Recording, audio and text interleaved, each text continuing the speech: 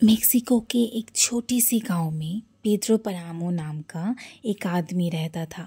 Movie की शुरुआत में हुआन नाम का एक आदमी अपने पिता पेड्रो परामो को ढूंढते हुए मेक्सिको के एक छोटे से गांव में पहुंच जाता है। और दोस्तों, इस गांव में ऐसी एक राज है जो अगर हुआन को पता होता तो कभी मुड़ के ना देखता। जी हाँ दोस्तों, आज मैं ऐसे ही एक रहस्यमय गांव की कहानी लेके आई हूँ। बहुत सारे राज छुपा है, साथ ही साथ बहुत सारे प्लॉट्स भी। मैं संगीता, मेरे चैनल पे आप लोगों का दिल से स्वागत है। अगर आप इस चैनल में नए हो तो ज़रूर वीडियो को अंत तक देखना, साथ ही साथ लाइक करके सब्सक्राइब कर देना। हुआन को तो अपने पिता के साथ कोई अटैचमेंट ही नहीं था, लेकिन वो अपनी माँ की आखिरी इच्छा पूरी करने के लिए ही अपने पिता को ढूंढने गया, जो कि अपने पिता को ढूंढ के ऐसी शिक्षा दे जिससे उन्हें समझ आए कि अपने फैमिली और बच्चे को छोड़ जाना कितनी बड़ी गलती है। अब हुआन एक अनजान आदमी के साथ पहुंचता है मेक्सिको के कुमाला गांव में। उनका नाम होता है अबोंदियो, जहां बातों ही बातों में ये जान के वो हैरान हो जाता है कि हुआन कभी अपने पिता पेड्रो परामो से मिला ही नहीं। पेड्रो का नाम सुनते ही वो भी बोलता है कि वो खुद ही पेड्रो परामो का एक बेटा है। और ये भी पता चलता है कि कुमाला गांव में अब कोई इंसान नहीं रहता और पेड्रो परामो बहुत पहले गुजर चुका है। शाम हो जाने की वजह से वो बंदा उसे एक होटल का रास्ता दिखा के निकल जाता है। वहाँ दरवाज़ा खटखटाने के बाद भी कोई नहीं निकलता। तभी पास से गुजरती हुई एक बूढ़ी औरत उसे और एक होटल ले जाती है। एटलीस्ट उसे जगह मिल गई। यहाँ पे मिली द्यादा। इस होटल में उन आदमियों की चीज़ें और सामान रखा जाता था जो गांव छोड़ के चले गए और कभी लौट के नहीं आने वाले। सबसे हैरान करने वाली बात ये थी कि द्यादा को पहले से पता था हुआन के बारे में। असल में हुआन की माँ और द्यादा बहुत पहले से ही सहेली हुआ करते थे और उनकी आत्मा से वो बात भी करती थी, और इस वजह से उन्हें पता था हुआन वहाँ पे आने वाला है। और वो ये भी बोलती है कि हुआन का माँ लोला पेड्रो से नफरत करती थी, क्योंकि पेड्रो उसे कभी भी केयर नहीं करता था, इवन बहुत खराब बर्ताव करता था। और ये सिर्फ हुआन की माँ लोला के साथ नहीं, पेड्रो परामो किसी को भी रिस्पेक्ट नहीं देता था। ये गांव पहले बहुत ही हरी भरी हुआ करती थी। पेड्रो की पहली प्यार सुजैन थी, जो कि गांव छोड़ के चली गई और वो अकेला रह गया। आहिस्ते पेड्रो परामो अजीब होने लगा। किसी भी काम में उसका दिल नहीं लगता था, अकेला रहने लगा। उसकी ऐसे स्वभाव देख के उसकी दादी बोली थी, अब इसका खराब टाइम शुरू होने वाला है, जो कि अभी तक हुआन का भी पीछा कर रहा है। जो भी हो, अब हुआन को पेड्रो की आत्मा की शांति के लिए प्रे करना चाहिए। और ये भी बोलती है कि उसके पास एक ऐसी पावर है जिसे श्राप बोलो या आशीर्वाद, कुछ भी समझ लो। ये बताते हुए पेड्रो के एक लौते बेटे मिगेल के बारे में भी बताती है, जिसे पेड्रो ने अपनाया था। मिगेल को एक लड़की से प्यार था और हर रात उसे मिलने भी जाता था। और ऐसे ही एक रात को मिगेल द्यादा की डोर खटखटाता है और बोलता है कि वो गलती से रास्ता भटक गया। लेकिन द्यादा यहाँ पे उसे बोलती है कि वो रास्ता नहीं भटका, बल्कि मृत्यु के बाद आखिरी बार उसे अलविदा कहने आया है। रोती हुई द्यादा डोर क्लोज कर देती है। गांव के लोगों का कहना था कि पादरी जब तक स्वर्ग जाने के लिए प्रे नहीं करते, तब तक उनकी भटकती आत्मा गांव में ही रह जाती है। लेकिन यहाँ पे चर्च का पादरी तो मिगेल के लिए प्रे भी नहीं करते हैं। ऊपर से बोलते हैं कि मिगेल पापी था जिसके लिए स्वर्ग में कोई जगह नहीं। असल में मिगेल ने पादरी के भाई को मार के उनकी भतीजी के साथ जबरदस्ती किया था। अब मिगेल के मौत के बाद ये भतीजी भी खुदकुशी कर लिया।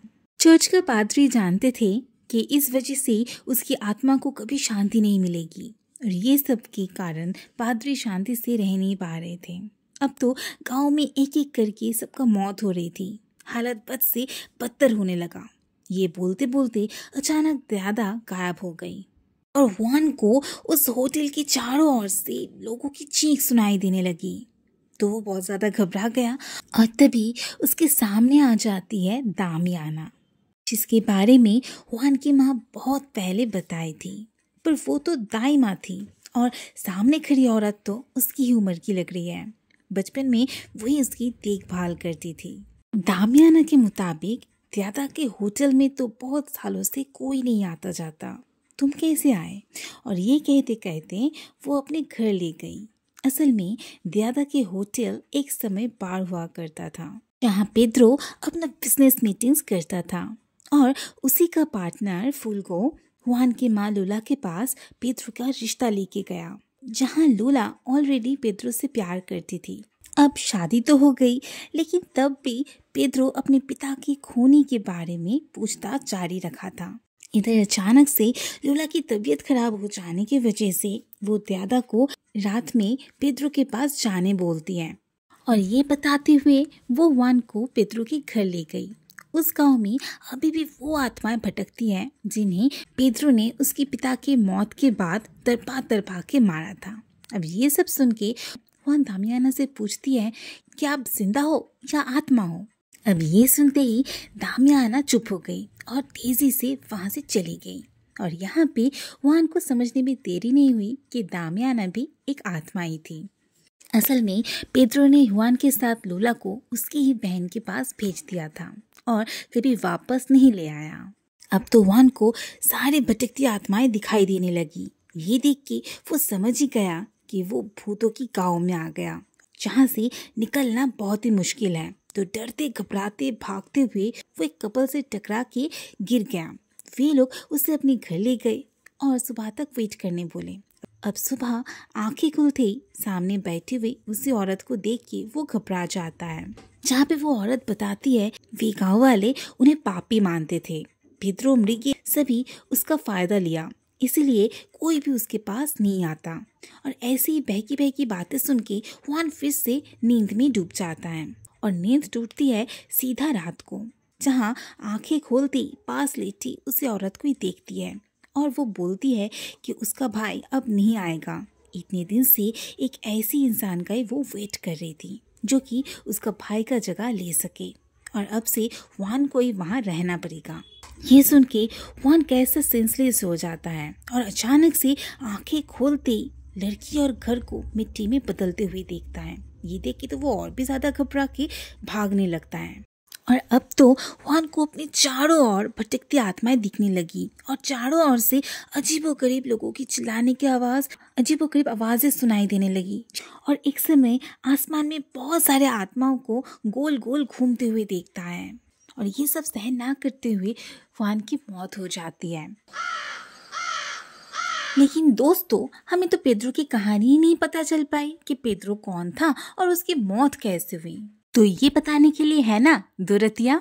आगे की कहानी बताएगी हमें दोरतिया। असल में पेद्रो अपने दादा दादी के साथ उस गांव में रहता था। किसी के सामने ना झुकने वाला पेद्रो का दिल में राज करती थी सुजैन। और एक दिन सुजैन अपने पिता के साथ गांव छोड़ के चली गई, जिसके बाद पेद्रो का मन किसी भी काम में नहीं लगता था। वो अजीब हो गया था, दिन ब दिन बहुत ही खराब इंसान होने लगा। और एक दिन चर्च के पादरी ने एक बच्चे की जिम्मेदारी दे दिया पेद्रो को, जिसका नाम था मृगेल। वो उसी का ही बेटा था और उसकी माँ की मौत हो गई थी, इसीलिए पेद्रो को मृगेल की जिम्मेदारी उठानी पड़ी। और उसी वक्त आए दिन लड़कियां चर्च के पादरी के पास आके बोलती थी कि वे लोग पेद्रो के बच्चे की माँ बनने वाली हैं। और यहाँ पे हमें पता चलता है कि दोरतिया पेद्रो के घर के पास ही रहती थी।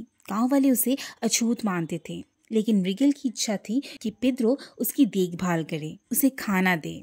और उसी वक्त मृगेल के ऊपर एक मर्डर का इल्जाम लगा था, जिसे पेद्रो ने मृगेल को बचाने के लिए इल्जाम अपने ऊपर ले लिया।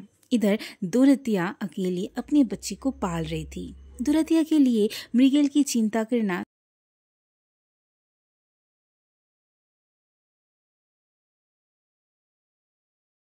दादा को कुछ ठीक नहीं लगा। तो कुछ दिन बाद मृगेल का घोड़सवारी करते वक्त कोहरे की वजह से एक्सीडेंटली मौत हो जाता है।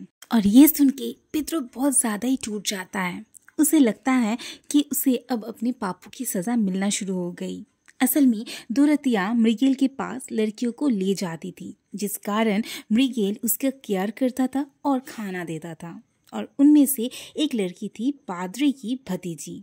तो दोस्तों, अब समझ में आया ना कि मृगेल की मौत के बाद चर्च के पादरी ने क्यों उसके लिए ब्लेसिंग्स नहीं दिया। अब दोस्तों, एंट्री होती है फिर से सुजैन की। जो सुजैन बचपन में पेद्रो को छोड़ के अपने पिता के साथ चली गई थी, उसका पिता अब इतने सालों बाद अपने पापों से बचने के लिए पेद्रो से मदद मांगने आया, जिसके बदले में पेद्रो सुजैन का हाथ मांगता है, जहाँ पे उसे परमिशन भी मिल जाता है। अब इतने सालों बाद सुजैन को देख के पेद्रो तो बहुत ज्यादा खुश हो जाता है, लेकिन इतने दिन में सुजैन बहुत ज्यादा बदल गई थी। वो बहुत ही बीमार और डिप्रेस्ड रहती थी। इतने दिन जो पेद्रो सब लड़कियों के साथ अय्याशी करता था, वही इंसान एक बार भी अपनी आखिरी बीवी सुजैन को बिना परमिशन के छुआ भी नहीं। अब सुजैन को इतनी खराब हालत में देख के वजह ढूंढते ढूंढते उसके सामने एक ऐसी सच्चाई आती है जिसे वो हैरान हो जाता है। कुमाला छोड़ने के बाद सुजैन का पिता उसे भोग करने लगा, जिस वजह से वो मेंटली सीक होने लगी और किसी भी पुरुष को झेल नहीं पाती। और ये राज पता चलते ही पेद्रो ने खदान में ही अपने लोगों से उन्हें मरवा डाला। इधर वहाँ के सारे गांव वाले मालिक और जमींदारों के विरुद्ध आंदोलन करने शुरू कर दिया और सिचुएशन को हैंडल करने के लिए पेद्रो ने उनके साथ पैसों के बदले मिल गया। और इधर बहुत ज़्यादा डिप्रेशन में आके सुजैन बहुत सारी टैबलेट्स खा लेती है और दुनिया छोड़ देती है। पेद्रो अपने जीवन के सबसे अजीज इंसान को खो के टूट जाता है।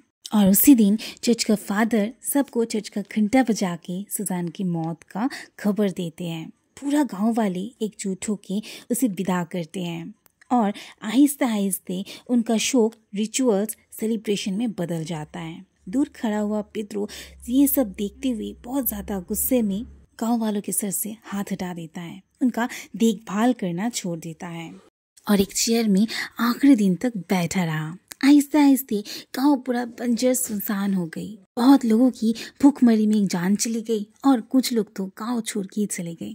इसके बाद एक दिन पेद्रो के बेटे अबुन्दिया अपनी पत्नी को दफनाने के पैसे मांगने आया, तो पेद्रो जवाब नहीं दिया। तो अबुन्दियो गुस्से में आके हाथ का बोतल तोड़ के पेद्रो और दामियाना को मार डाला। अब पेद्रो की मौत के बाद डोरथिया उस गांव की अकेली बची हुई इंसान थी, जो कि चलते चलते वान की लाश तक पहुंच गई और उसका लाश देख के डोरथिया का भी मौत हो गया। डोरथिया के साथ ही वान का लाश को दफनाया गया और डोरथिया का आत्मा ही वान की आत्मा को पेद्रो की पूरी कहानी बताई। तो दोस्तों, आज का ये भूतिया और सुनसान गांव की कहानी आप लोगों को कैसा लगा, ज़रूर कमेंट बॉक्स पे बताना। अगर अच्छा लगे तो ज़रूर लाइक कमेंट शेयर, साथ में सब्सक्राइब करके बेल आइकन को प्रेस कर देना, ताकि हर एक नए वीडियो की पहला नोटिफिकेशन सबसे पहले आपके पास पहुंचे। तो चलो टाटा bye bye, stay blessed, be happy.